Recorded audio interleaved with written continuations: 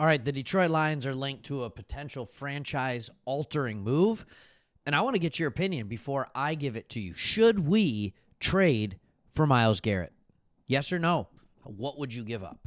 Should we trade for Myles Garrett? Yes or no? And what would you give up? This is offseason. It's crazy talk time, but this one isn't that crazy. And one of the reasons it's not that crazy is because Myles Garrett has gone out and issued a statement saying that he no longer wants to play for the Cleveland Browns. Here's what he said. He said, as a kid dreaming of the NFL, all I focused on was the ultimate goal of winning a Super Bowl. And the goal fuels me today more than ever. My love for the community of Northeast Ohio and the incredible fan base of the Cleveland Browns has made this one of the toughest decisions of my life. These past 8 years have shaped me into the man I am today. While I've loved calling the city my home, my desire to win and compete on the biggest stages won't allow me to be complacent. The goal was never to go from Cleveland to Canton. It has always been to compete and to win a Super Bowl. That does not sound like a man who's willing to stay. There is some serious contract things that we need to talk about. What would this mean financially for the Detroit Lions if we made the trade? What would it mean for the Cleveland Browns? Would they even be willing to do it? Second thing that we need to talk about is what kind of compensation would we need to give? And then we can talk about if we would be willing to actually do the deal. All right, according to PFF, the most likely landing spots are, naturally, the Detroit Lions, the Washington Commanders, and the Atlanta Falcons. The reason these are the three most likely is because they are teams that have the means to get it done financially. They are teams that, with him, could be considered a Super Bowl caliber type team, especially the Lions and the Commanders. I think there's another team that, can get it done defensively. The Raiders, it makes sense financially, but that's not a Super Bowl contending team yet, unless they also go and get themselves a quarterback somehow. So now the question has to be, and what do you want to talk about first? Let's talk about what a trade for them would look like. An NFL GM said this. He told Jordan Schultz of Fox Sports. He said, I'd give up 2 first-round picks and more to land Garrett. However, last week, Browns GM Andrew Berry was asked by reporters if he would decline a trade offer for Garrett, even if he was offered 2 first-round picks. He said correct. Amazing. What a difference a week can make. Because now you have a guy who's saying, I'm out. I don't want to be here anymore. Here's the problem, and here's one of the things that you're going to have to get over. Let's look at this contract and what it looks like for both Garrett and the team that would be trading for him. For 2025, this is his base salary, $19 million. And then next year, so the next 2 years, you'd pay him $19 and $20 million, whatever team gets his services. That's great. The problem is there is such a large amount of void years the way they do it. And this is how Cleveland has gotten themselves into salary cap purgatory, just like the Saints, that they can never get out of. If they trade him, from what I am seeing, and this is just kind of crazy to me, they would have to give up a ton of money. The Browns would eat, according to an article here, this is A to Z Sports, they would have to eat $36 million in dead cap this year and then $21.45 million in 2026. If they trade him after March 5, they have to pay him another $5 million in bonus. So you're looking at a remarkable dead cap number. But here's the problem. You're going to have to pay that dead cap number at some point for Myles Garrett if you're the Cleveland Browns, no matter what. It just depends on what it is. Now, I think the Browns probably would have hoped what they could have done, what they probably hoped they could have done is re-sign him and then spread that $37 million of dead cap plus over the next 3 to 4 years. But even that is just insane. Like, you're going to be paying a guy who's in his 31 to 35 age season, and you're going to be paying him $25, $30 million plus 10 million every year that you're spreading it out. Like if you're the Cleveland Browns, you need to get rid of him. If you're the Cleveland Browns, you need to rip the Band-Aid. Next year, Deshaun Watson. The next 2 years, it's Myles Garrett, it's Deshaun Watson. Get these first-round picks, hit the reboot. The question is, for the Detroit Lions, are they in position, and is it something you would want them to do? Financially, they can do it. They have $56 million in cap space this year. This would take them down into the mid-30s, which would put them in the middle of the pack. Right now, I think they have like the 6th or 7th most money to spend. Next year, this contract would go on the books where we have $83 million. Now, there are a lot of guys that we may want to re-sign in that, but hey, there it is. There you have it.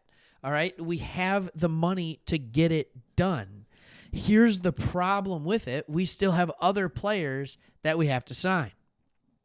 That second contract will start competing with some of the other guys that we're looking at, whether that's Frank Ragnow and getting another contract, whether that's Jahmyr Gibbs and his extension. He still has 3 years left, but it's guys like Jamison Williams. It's guys like Brian Branch. It's guys like Sam Laporta. And those are the type of players that it's like we're going to have to decide to pay them, or we're going to have to fork over a bag to an early 30s defensive end, and you have to decide what to do. And then the question is, what will it cost? Now, a lot of people are saying that it's going to cost a couple of first-round picks. I think you can do it for something slightly different. I think if you're the Detroit Lions, you give up a 2025 and 2026 first-round pick and Hendon Hooker. And I think you get back Myles Garrett and DTR. All right, Dorian Thompson-Robinson, if you want a quarterback, another backup quarterback, right? Maybe the Browns maybe they would feel good, or maybe it's a first, a second, and Hendon Hooker, or a first, a third, and Hendon Hooker. I think Hendon Hooker, why am I putting Hendon Hooker in this deal? That's the real question, because they are screwed at quarterback. And it might be nice for them to have another quarterback that they could view. Do they view Hendon Hooker as a franchise quarterback? I would say probably not yet, but it could be a little sweetener to put in there, and you see what they value him at. If they don't value him at that, then you don't include him in the deal, and you offer a couple of firsts. The question that I have for you now is, would you be willing to do that?